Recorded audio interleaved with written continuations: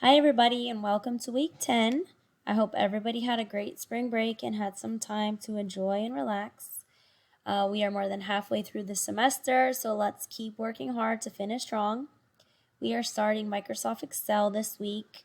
Some of you are either looking forward to it or absolutely dreading it. I will tell you that most students who dread Excel is because they don't like math. However, Excel is going to do all the math for you, so rest assured that most students who dread it end up liking it better than Microsoft Word. So let's see if I'm right after we get through Excel.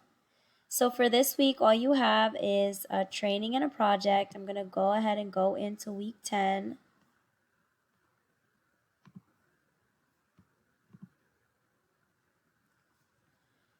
Do this week, training and project. There are lots of videos for you to use this week as resources since it's the first week of Excel. This absolute and relative cell referencing video will actually be most helpful in week 3. So I will post another video in week 3 about that because you'll have to do a task for that on your project. So your training and project are here. You download the starting file and the instruction file just like you did with Word. And then there's actually a walkthrough video for the project. If you have trouble with any task, you can play the video and then fast forward to get to that part. So this is your starting file. This is what it will look like for you.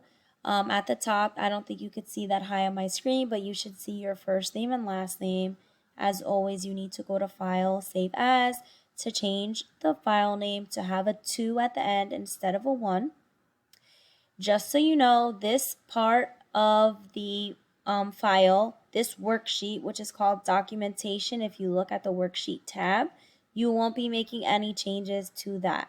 You need to click on the budget tab, and that's where you'll be doing all of your tasks that the instructions tell you to do. Now, Excel will look familiar because it's set up very similarly to Word. It has all of the tabs at the top and the toolbars here with all of the different tasks. At least the first half of the toolbar should look very similar to you because it's the same as Word. And then what you'll do is you will just go to your instructions. My instructions won't open there.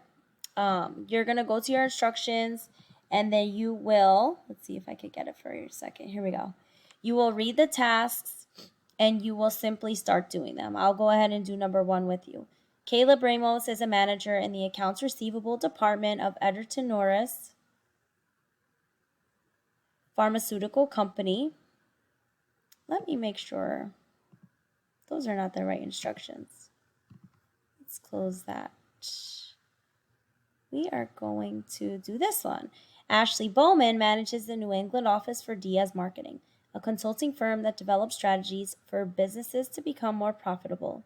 She has created a worksheet summarizing the revenue and expenses for the first 6 months of the year and asks for your help in determining what the New England office needs to do in the rest of the year to meet its profit goals. So the revenue is how much they've brought in, the income they've earned, and the expenses is how much have gone out, and they have certain goals that they want for profit that they make. So if you read this little paragraph and you just make sense of it, then when you're going through all of the tasks, it'll be easier for you to apply it to a real life situation. So number 1 says go to the budget worksheet, cut the worksheet subtitle from B1 and paste it in cell A2 to display the subtitle in its expected location.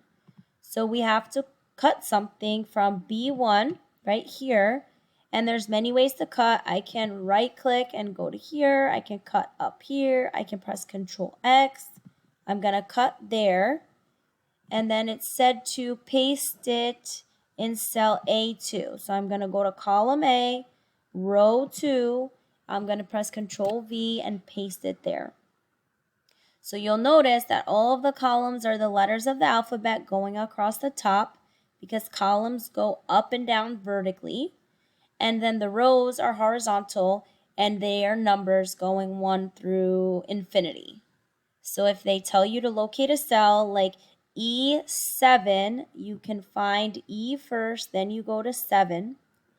To make sure that you're in the correct cell, you can look up here and it identifies what cell you are in. Also, here's the little formula bar where you can type in your text that you want to go there. So this is an example. It's right there. We don't want to put that there, so I'll erase it. If you need to add another worksheet, there's a plus sign down here to do that. If you need to make any changes to the worksheet tabs, you can right click on it and that's where you can access that. I think that's about it for the little introduction that would be helpful for you. All of the other tasks you will go over in your training assignment for this week. I like to highlight my tasks so I can mark it as done and then I go up to the next one to begin. I hope everybody does well with their projects. Don't forget you can submit it up to 3 times and email me if you have any questions.